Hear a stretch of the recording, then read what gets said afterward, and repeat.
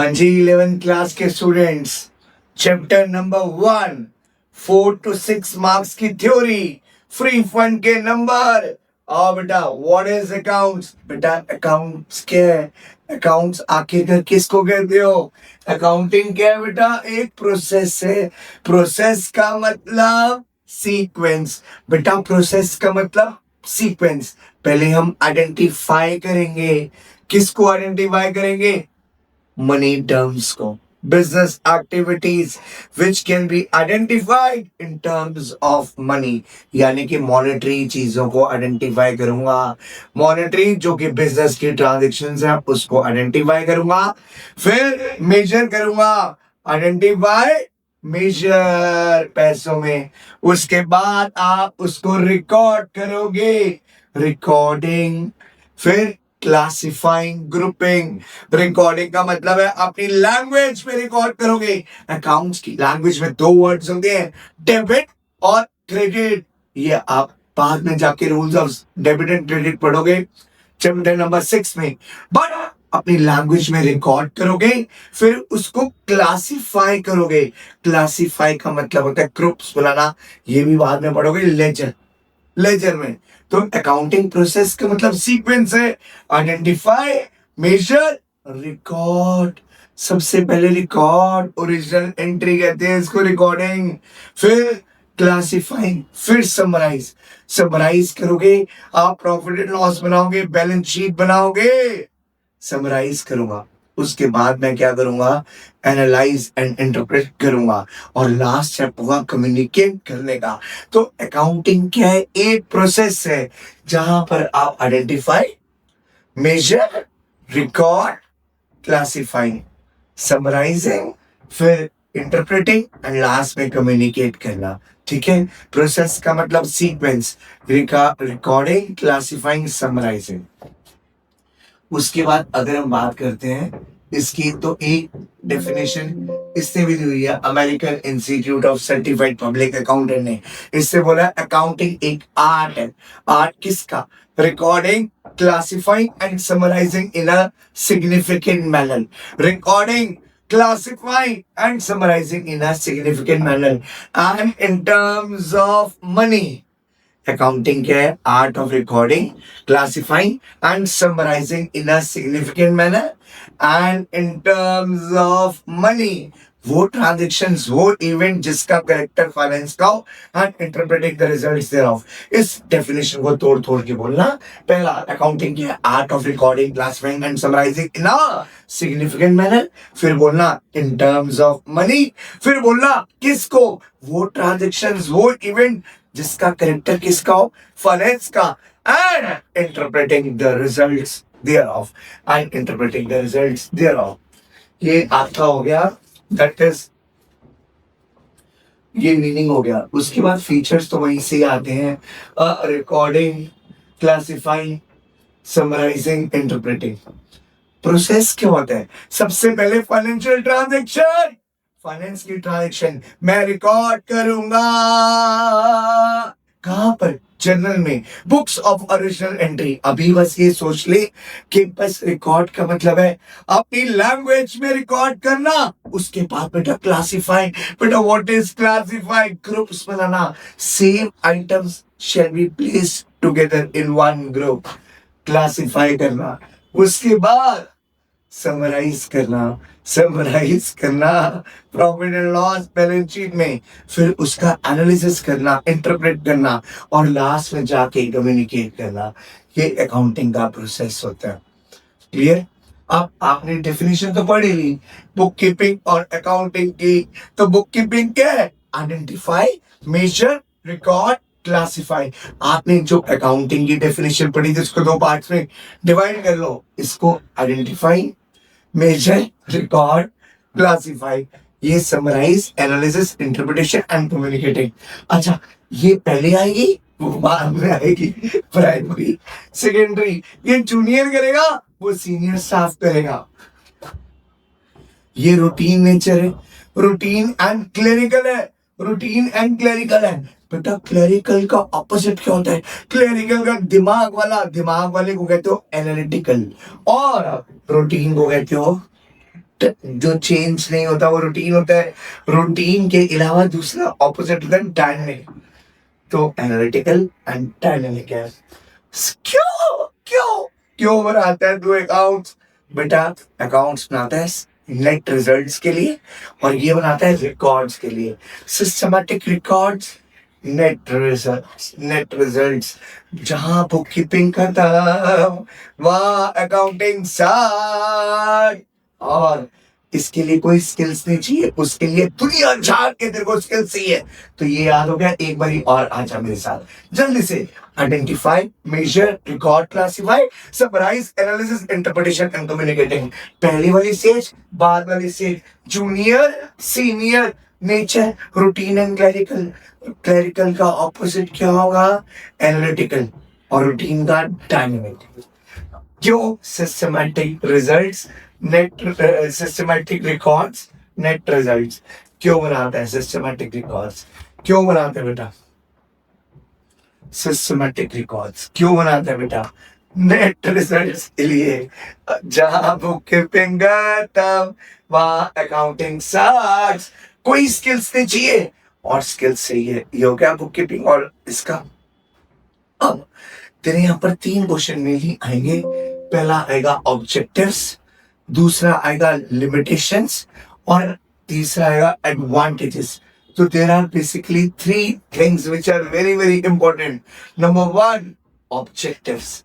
Number 2, आपका that is advantages, limitations.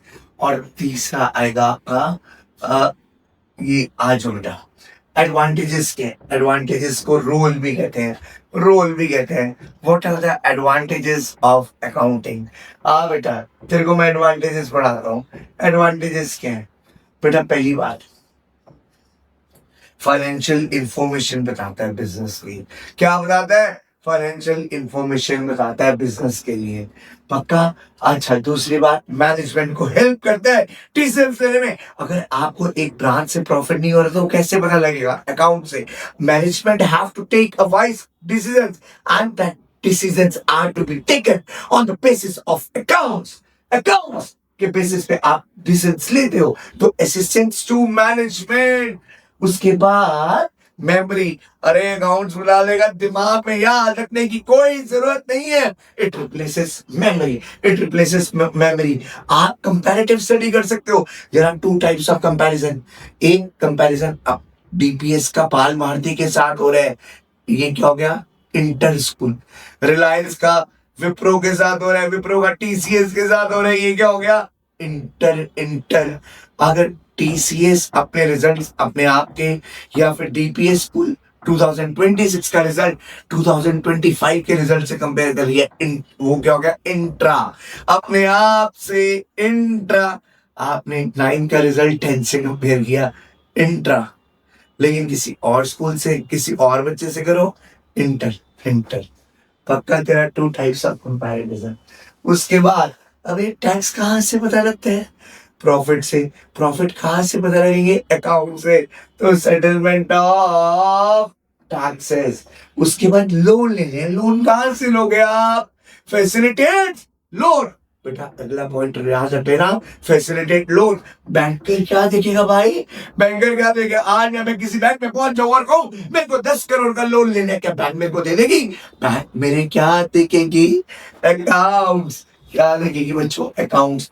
बेटा court में केस चला गया, जज साहब किसकी फेवर में फैसला सुनाएंगे? जिसके प्रॉपर अकाउंट्स होंगे। अगर बेटा आपको पता है एयर इंडिया खरीद लिया, किसने खरीदा? 8,000 से भी ऊपर की वैल्यूएशन हुई थी एयर इंडिया की। किसने खरीदा? टाटा वालों ने। अब टाटा वालों ने क्या एक एक प्लेन को इवेल्युएट किया होगा? नहीं, उन्होंने सिर्फ बुक्स ऑफ अकाउंट लिखी। अगर आकाश बिका एजुकेशन हब, एजुकेशन सेंटर बिका, तो कैसे खरीदा? बायर ने क्या देखा? अकाउंट्स। बायर सेलर का क्या देखेगा? अकाउंट्स। तभी तो आप इवेल्युएट करोगे। उसके बाद एक पर्सन इंसॉल्वेंट हो गया, बैंकरप्ट हो गया, कैसे पता लगेगा? अकाउंट से। कैसे पता लगेगा? अकाउंट से। इंसॉल्वेंसी। या फिर एक बंदा इंसॉल्वेंट हो गया, कैसे पता लगेगा? अकाउंट्स को देख के पता लगेगा। इंसॉल्वेंसी को बैंकरप्ट भी कहते हैं और हिंदी में देखो कंगाल भी कहते हो आप। और एक पार्टनर दूसरे पार्टनर एडमिशन हो रही है, एक पार्टनर आना चाहता है, जो आएगा सबसे पहले सेलर, क्या सेलर या बायर, कोई भी पार्टनर इनकमिंग या ओल्ड या न्यू पार्टनर क्या देखेंगे? अकाउंट्स। कोई रिटायरमेंट हो रहा है, मेरे को मेरा हिस्सा दो, क्या देखेंगे? अकाउंट्स। या किसी पार्टनर की डेथ हो गई, तब भी बेटा पार्टनरशिप में मदद करेगा अकाउंट्स की। तो ये आपके क्या थे एडवांटेजेस ऑफ अकाउंट्स, इसको देख ले। मैंने कैसे करना है, आपने वर्ड बोलो मेरे साथ, मैं तेरे लव में क्रेजी। सारे बोलो मेरे साथ, घर में बोलो, मैं तेरे लव में क्रेजी। रिप्लेसेस मेमोरी, पहला पॉइंट हो गया रिप्लेसेस मेमोरी। टी से क्या हो गया? Settlement, settlement of taxes. बेटा एक टैक्स हो गया, एक मेमोरी हो गया। मैं तेरे लव, फैसिलिटेट्स लोन, फैसिलिटेट्स लोन। बेटा एक और वर्ड हो गया लोन। एम से मेमोरी, टी से टैक्स, एल से लोन। ये क्या हो गया? Assistance to management, assistance to management, management को मदद करता है। और helps in doing comparative study, comparative study कर सकते हो। बेटा मैं तेरे लव में क्रेजी, एम से मेमोरी, तेरे से टैक्स, लव, लोन, में मैनेजमेंट, क्रेजी। क्रेजी से क्या हो गया? कंपैरेटिव। मैं तेरे लव में crazy, Indian, innocent, sweet, you. ये कौन बोल रहे हैं? साथ इंग्लैंड का बंदा। सारे बोलो, मैं तेरे लव में क्रेजी, इंडियन, इनोसेंट, स्वीट, पीयू। कौन कह रहा है? इंग्लैंड का बंदा। इंडियन से हो गया इंसॉल्वेंसी के बारे में बताता है, इंसॉल्वेंसी के बारे में बताता है, इंफॉर्मेशन देता है, फाइनेंशियल की इंफॉर्मेशन देता है। किसी ने सेल करना हो अपना बिजनेस, उसको फैसिलिटेट करता है। और helpful in partnership, helpful in partnership account. और evidence in court, evidence in court, court में एविडेंस रहेगा। तो जल्दी से बोलो, मैं तेरे लव में क्रेजी, इंडियन, इनोसेंट, स्वीट, पक्का। एम से क्या था? मेमोरी, तेरे से टैक्स, लव से लोन, में से मैनेजमेंट, क्रेजी से कंपैरेटिव स्टडी, इंडियन से इंसॉल्वेंसी इंफॉर्मेशन, स्वीट से सेल, पीयू से पार्टनरशिप, ई से इंग्लैंड का पर्सन कहते हैं। हाँ जी बच्चों, आफ्टर एडवांटेजेस, बेटा अकाउंट्स क्यों बनाते हो? बेटा जो एडवांटेजेस है ना, आप रोल आ जाए वही लिखाना, आप फंक्शंस आ जाए वही लिख लेना, बट ऑब्जेक्टिव्स बिल्कुल अलग हैं। Why we prepare accounts, accounts आखिरकार क्यों बनाते हो? बेटा सिस्टमैटिक रिकॉर्ड्स के लिए बच्चों, प्रॉफिट एंड लॉस निकालने के लिए, बेटा बैलेंस शीट के लिए। जब भी दो अकाउंट्स आ जाएं, अकाउंट्स में दो अकाउंट्स बहुत इंपॉर्टेंट होते हैं। समरी, समरी करता है प्रॉफिट एंड लॉस, और फाइनेंशियल पोजीशन बताता है कौन? Balance sheet. तो बस दो पॉइंट तो यहीं से याद रख लो, to compute profit and loss, to assess financial position, which is portrayed by preparation of assets, liabilities and capital, that is balance sheet। यानी कि आप क्यों बनाते हो?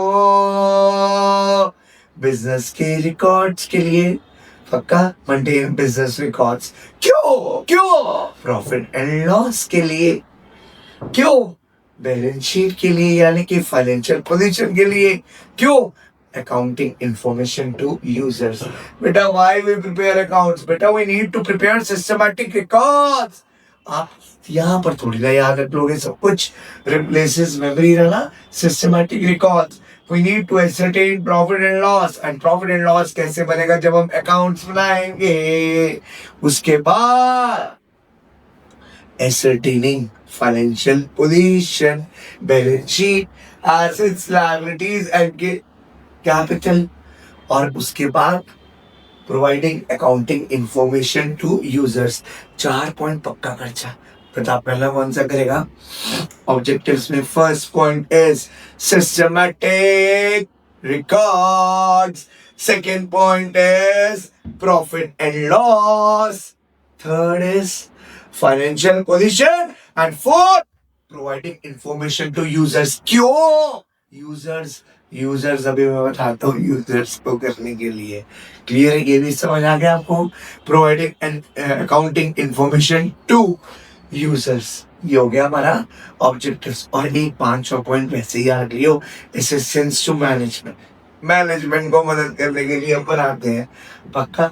ये आपका हो गया, that is this is known as, आप इसको कहते हो ऑब्जेक्टिव्स। आफ्टर ऑब्जेक्टिव्स आ जाओ बेटा हमारे साथ लिमिटेशंस करते हैं, इसकी लिमिटेशंस ऑफ अकाउंटिंग। इसके बाद आ जाओ बेटा ऑब्जेक्टिव्स के बाद आ जाओ that is limitations of accounting. What are the limitations of accounting? Number one, it only records quantitative aspect. बेटा qualitative तो आते ही नहीं है, खाली quantitative. First limitation is it ignores qualitative information. कोई मर गया नहीं आएगा, कोई रिजाइन कर गया नहीं आएगा, कोई अपॉइंट किया नहीं आएगा, किसी का हाथ कट गया नहीं आएगा। सिर्फ पैसा पैसा पैसा सब कुछ नहीं होता। There are many things which are more important than money but will not be to record. Even though it will affect our business, will not be to record. We are just confined to monetary terms. We are just confined to quantitative. It ignores qualitative elements. It ignores qualitative elements. ये कुछ नहीं आता, quality किसी कुछ नहीं आती भाई। Strike हो गई वो भी नहीं आएगा, कोई अपॉइंटमेंट कर लिया नहीं आएगा, कोई रिजाइन कर लिया वो भी नहीं आएगा। सेकेंड तो बहुत अच्छा है, window dressing. What is window dressing? खिड़कियों पर पट्टियां लगा लो ताकि किसी को नजर ही ना आए। हाँ यही मतलब है, यही मतलब है। खिड़कियों पर पट्टियां मतलब विंडो ड्रेसिंग। इसका मतलब है to show what we want to show. आप वो दिखाओ जो आप दिखाना चाहते हो। यानी कि आप टैक्स ज्यादा दोगे कम, इससे प्रॉफिट ज्यादा दिखाओ कम। हमें clear? Window dressing, manipulation, fraudulent activities to show what we want to show. पक्का? हमने क्या लेना है? अगर आपने कोई लोन लेना है, ज्यादा प्रॉफिट दिखा दो to show what we want to show. इसको आप क्या कहते हो? That is window dressing, manipulation. जहां अबे अकाउंट्स मेरे में कौन बनाएंगे? हम खुद बनाएंगे और हम प्रॉफिट क्या दिखाएंगे? कम, जिससे टैक्स क्या देना पड़े? कम। Window dressing. एक और कंसेप्ट आप पढ़ोगे, हमारे अकाउंट्स बनते हैं हिस्टोरिकल कॉस्ट पे। कौन से कॉस्ट पे बनते हैं बोलो? हिस्टोरिकल, हिस्ट्री की कॉस्ट। अगर कोई मैंने 10 लाख की चीज ली और वो 10 करोड़ हो गई, तब भी हमारी अकाउंट्स में 10 लाख की शो होगी। हिस्टोरिकल कॉस्ट, ये ICAI का एक कंसेप्ट है जो उन्होंने बनाया। हमारे accounts are prepared on historical cost. एक कंसेप्ट उन्होंने दे रखा है कि हमको हिस्ट्री की कॉस्ट पे बनाना है, हिस्टोरिकल कॉस्ट। यानी कि अगर 10 लाख की चीज अगर कोई 2 करोड़ हो गई, 10 लाख। 10 लाख की चीज 50 लाख हो गई, 10 लाख। अगर कोई 1 करोड़ का आपने प्लॉट लिया और वो 15 करोड़ का हो गया, 1 करोड़। हिस्ट्री की कॉस्ट। ऐसा क्यों किया उन्होंने ऐसा इसलिए किया क्योंकि हिस्टोरिकल कॉस्ट इसलिए बनाया क्योंकि जिस कॉस्ट पे आपने खरीदा उसका एविडेंस है। आप कह रहे हो 15 करोड़ का हो गया, उसका कोई एविडेंस नहीं है। और मार्केट वैल्यू चेंज होती रहती है सर, चेंज होती रहती है day by day, year after year, month by month, it keeps on changing. And third thing, हमको बिजनेस चलाना है ना कि बेचना है। We have to run the business for a longer version of time. And valuation by one expert will differ from valuation by another expert. इसलिए historical cost, history की cost, historical cost. Am I clear? Historical cost. उसके बाद आप अगर आप historical cost पे accounts दिखाओगे तो, लेकिन उन्होंने तो ऐसा सोचा और कर लिया, बट इससे आपको क्या लगता है ये ट्रू वैल्यू पता लगेगी? इतनी इंटरेस्टेड पार्टीज होगी, क्या उनको ट्रू वैल्यू पता लगेगी? Answer is no, it ignores the effect of price level changes. बेटा प्राइस लेवल चेंजेस नहीं आएंगे, बेटा ये भी तो लिमिटेशन है। पहली लिमिटेशन बोलो, qualitative element ignore. Second element बोलो, सेकंड बोल, क्वालिटेटिव नहीं आएगा। Second, it ignores the effect of price level changes on window dressing manipulation. पक्का it ignores the effect of price level changes. Accounts कौन सी cost per? Historically history की cost per, यानी कि it ignores the effect of price level changes. ये हो गया आपका third. उसके बाद अकाउंट्स में बहुत सारी एजम्पशन लेते हो। एजम्पशन, हमारा रेट कम हो गया, डेप्रिसिएशन। डेप्रिसिएशन अपने आप में बड़ा बहुत ही एजम्पशंस वाली चीज है। कोई 10% लेगा, कोई 20% लेगा, कोई 30% लेगा, यानी कि अकाउंट्स एस्टिमेट्स पर होती है। Although evidences are there, but आपकी कहीं ना कहीं प्रिजम्पशंस एजम्पशंस के ऊपर होता है। तो अकाउंट क्या है? फुली एग्जैक्ट नहीं है, फुली एग्जैक्ट नहीं है। और इसके अलावा बेटा अनरियल इंफॉर्मेशन है, रियलिस्टिक इंफॉर्मेशन नहीं है। अच्छा जी, ये हमारी क्या हो गई? इसकी एब्रिविएशन कैसे याद रखना है? बेटा डेली में तो आपने देखा होगा बॉल ड्रॉप्स के ऊपर ही क्या होने लग पड़े, ड्रेसिंग टेबल। लेकिन उदयपुर की महारानियां पता है तैयार कैसे होती है? दे वांट, भाई साहब क्या मिरर चाहिए उनको, क्या ड्रेसिंग टेबल चाहिए, ओए होए लाखों का आता है। तो बोलो क्वालिटी, क्वालिटी ड्रेसिंग, उदयपुर की बात चल रही है। क्वालिटी ड्रेसिंग एक्सपेंसिव, बेटा महारानियों की बात, उदयपुर की बात, quality dressing expensive price rate. बोलो क्वालिटी ड्रेसिंग टेबल की बात कर रहा हूं मैं, क्वालिटी ड्रेसिंग महंगा प्राइस रेट। क्वालिटी से क्या हो गया? Ignores qualitative element. क्या लिखोगे? Ignores qualitative element. बेटा ड्रेसिंग से क्या था? Window dressing. एक्सपेंसिव से क्या था? Not fully exact, not fully exact. Quality dressing expensive price. बेटा प्राइस से क्या था?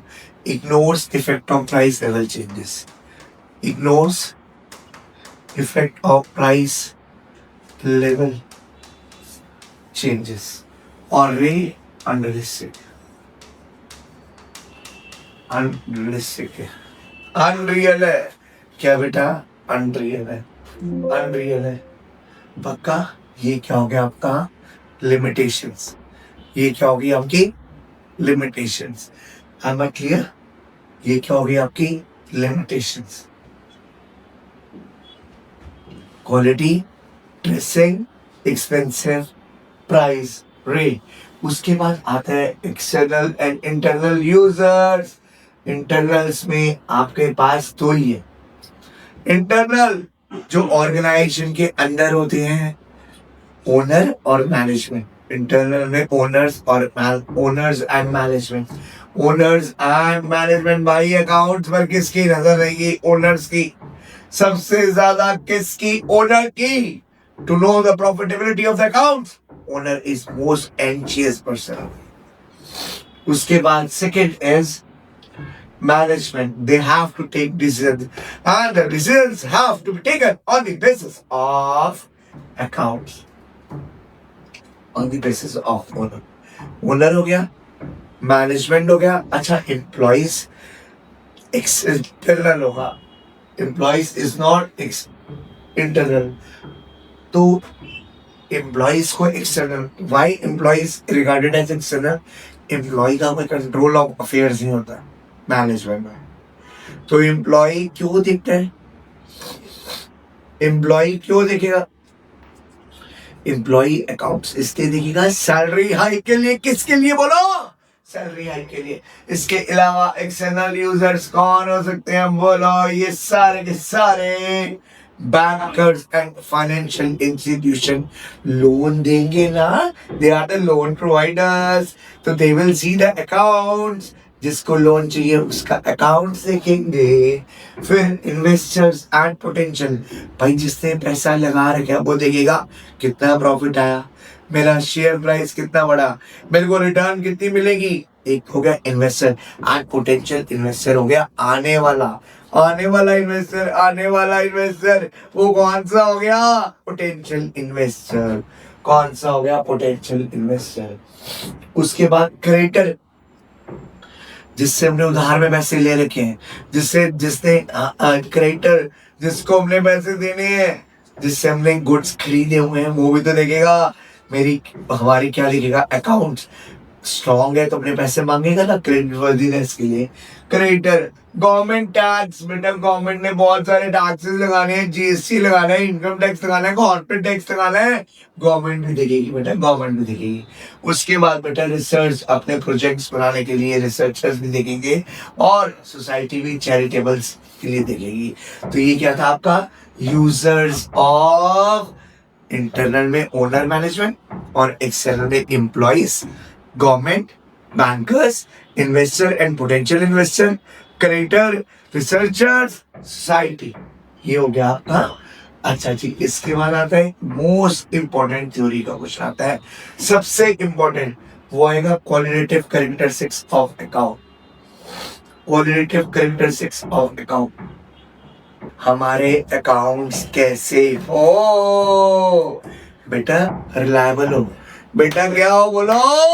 रिलायबल। एविडेंस दे दो, हर चीज के साथ डॉक्यूमेंट लगा दो। अगर आपने किसी को कैश में माल बेचा है तो कैश मेमो, उधार में माल बेचा है इनवॉइस लगा दो। इसको आप क्या कहते हो? रिलायबल। क्या कहते हो बोलो? रिलायबल।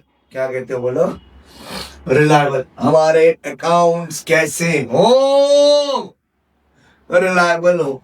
कैसे हो? रिलायबल हो। पक्का? अकाउंट्स कैसे हो? रिलायबल। रिलायबल मतलब एविडेंस लगा दो, एविडेंस प्रूफ लगा दो, बायसेस ना हो, मैनिपुलेशन ना हो, झूठ ना हो, रेलेवेंस हो।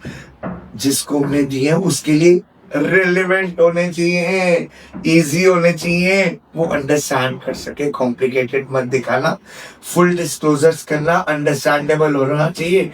एक कॉमन सा फॉर्मेट ना लो जिसमें वो आराम से देखे, अंडरस्टैंड द थिंग्स, एंड हमारे कंपैरिजंस कर सके, कंपैरिजन कर सके, कॉमन चीजें लेना, जिससे intra firm, inter firm, previous year, current year comparisons कर लेनी चाहिए। ये क्या था आपका?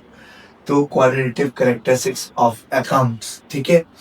उसके बाद आता है branches. There are 3 branches of accounts. कितने ब्रांचेस? 3।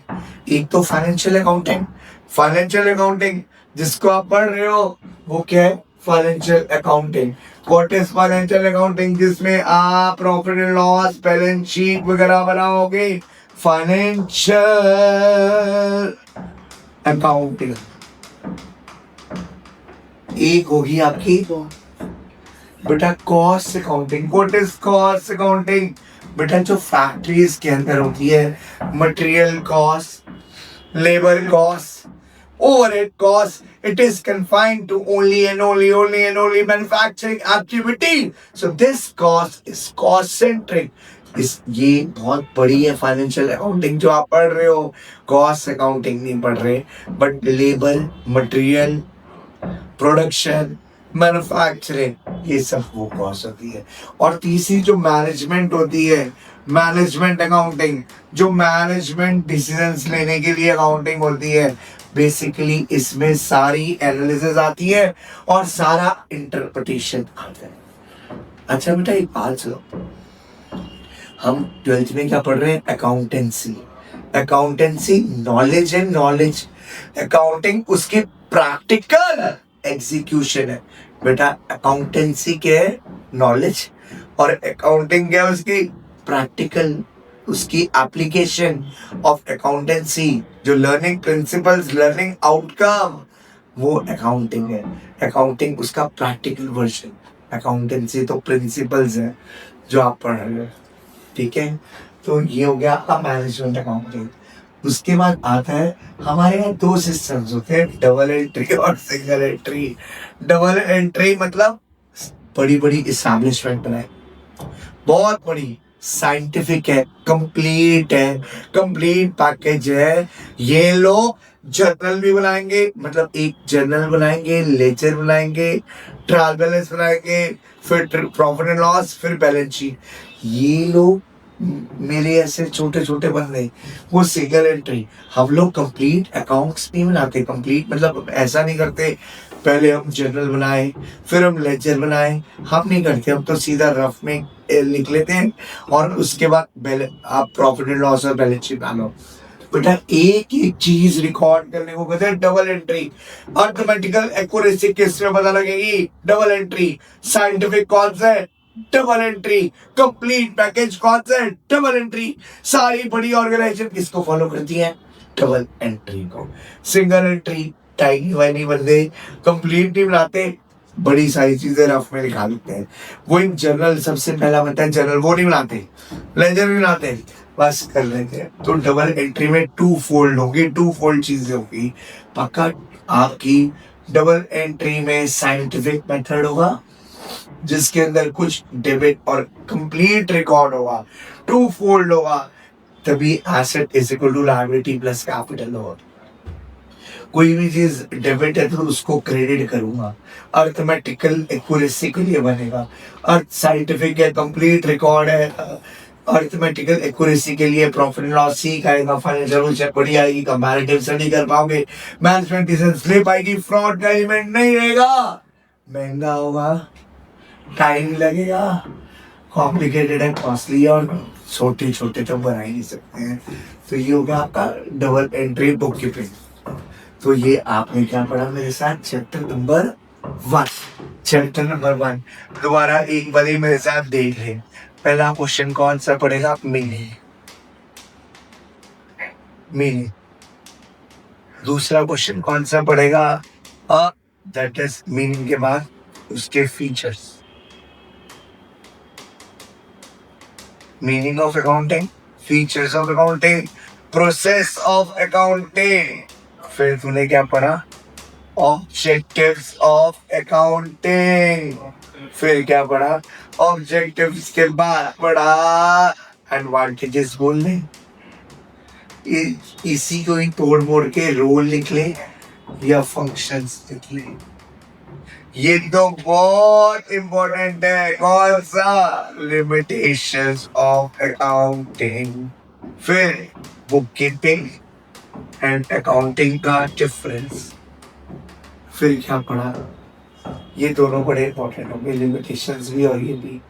उसके बाद कौन सा पढ़ा? सबसे important, qualitative characteristics of accounting. हमारे कौन से रिलायबल, रिलेवेंट, अंडरस्टैंडेबल, कंपेरेबल। फिर कौन सा पढ़ा? Branches of accounting, branches of accounting, फिर अकाउंटिंग और अकाउंटेंसी में डिफरेंस। और लास्ट क्वेश्चन अभी हमने कौन सा किया था? डबल एंट्री का फीचर्स, एडवांटेजेस और disadvantages. So hopefully chapter number 1 is clear to you.